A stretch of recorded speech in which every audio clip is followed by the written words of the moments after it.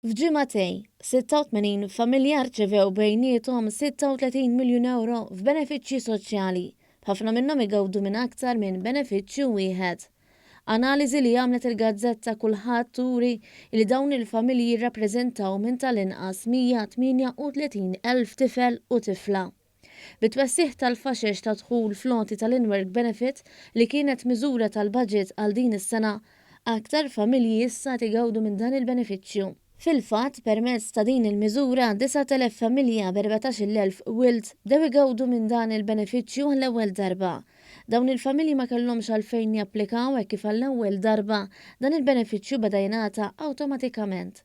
Saħansitra permezz ta' dan l-eżerċizzju 10,300 familja oħra bi 15,400 tifel u tifla li kienu intitolati għall-in-work benefit imma għal xi raġuni ma applikawx għalih beda jingħatalhom ukoll.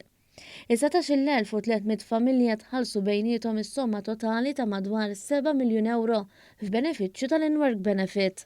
Intant, sas-sibt tħallsu l-pagamenti kollha ta' Children's Allowance li jkopru l-ewwel kwart tas-sena dieħla.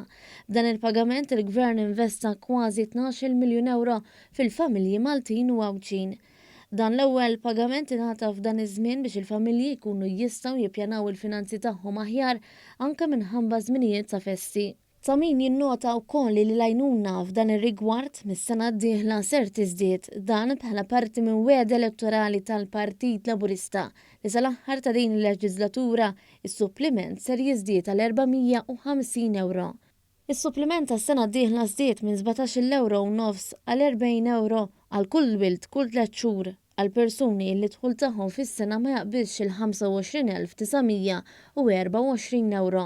Fil-waqt li l-allokazzjoni għal min jaqbeż dan id-dħul tela għal 35 euro minn 12 euro u nofs għal kull wild.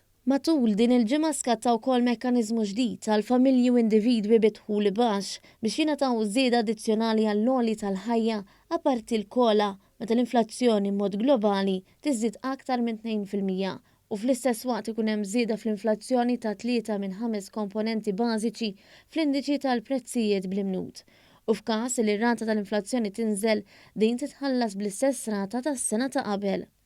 Din lotja addizzjonali ser tammonta bejn il-minimu ta' 100 euro sa massimu ta' 1,200 euro.